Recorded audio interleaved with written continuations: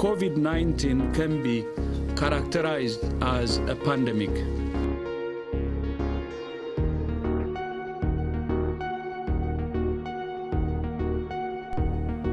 Meet Louisa Wei. She's a Hong Kong-based filmmaker, producer, and writer. Since 2001, she's teaching film classes as an associate professor at the City University of Hong Kong. As an independent documentary filmmaker, she received international recognition for feature films from academia and film festivals. As a female director herself, she's contributing to women's cinema and history in her film work. In Golden Gate Girls, she focused on the life and works of Esther Eng, who was considered China's first female director. I met up with Louisa to talk about the current situation in Hong Kong and how the breakout of the pandemic affected China's and Hong Kong's film industry. Everybody's film project got stopped, basically. And China too. I heard there were a couple of crews that were already shooting, because we have cinema cities, right? Where nobody else was, everybody was there just making a film. I heard that there were a couple of them and still doing it, but they cannot get out because they were shut in there. Well, right now the theaters are shut down. And so I guess it's the first time that I couldn't watch a movie anywhere, after I moved to Hong Kong, because even during the SARS, we're watching movies all the time. We're bad, we're watching movie. In SARS, yes, it didn't stop.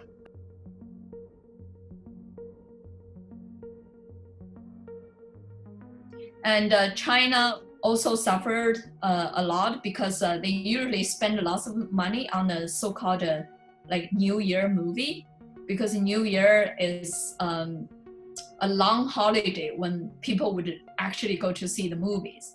But all the movies were stopped and they couldn't see it because it happens during the Chinese New Year time. It all pulled off. Are you currently filming something? Are you using this time to do something? Right now, no. I'm busy teaching, but my teaching will mostly wrap up next week. And then I will start to edit the film that I stopped. Because the thing is that when the school closed down and my editors were using the computers in the school, so they can't work anymore. And then we're all I was teaching from last summer, and last summer the Hong Kong riots already started. So we had a non-stop, Hong Kong people suffered more than everywhere else, because even before the COVID, there was all these irregular kind of crazy life going on for about half a year already before we had this.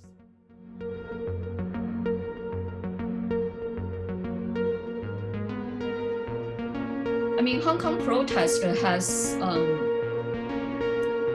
a history that you pushed up people there, and then also how the government reacted. So there are lots of factors. It's not something that you can simplify, but it made people very divided. That is something for sure. But then somehow in the beginning of the virus, and when people were all sort of worried about public health, at least they unite on the public health being the most important thing. And protesters also slowed down a bit and considering this. So what kind of consequence did the pandemic have on your workflow? When teaching the cinema, you know that we used to share a film together and invite the director to come sometimes to share with us.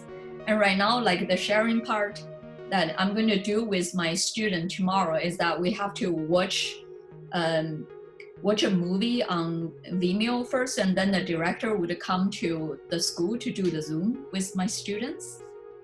And so this is nothing like a direct communication. And also because this is also challenging for lots of students who are living in villages had bad Wi-Fi. mean, as a teacher, you also give assignments that are practical in filmmaking. Yes.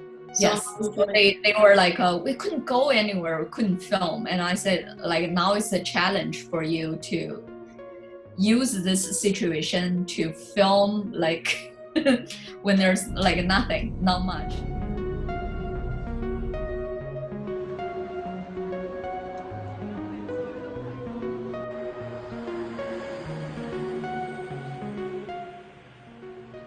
And then now they can start to go out. So I have like them submitted their draft already, most of them. So they were able to like film some people. And also because lots of people are not doing much.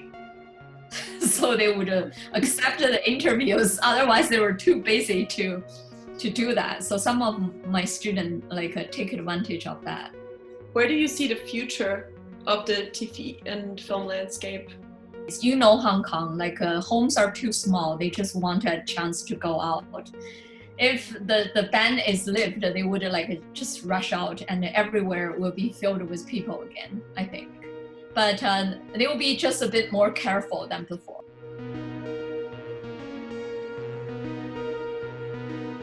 And so wearing masks and how fast they react to this kind of situation has to do with that they have this previous experience.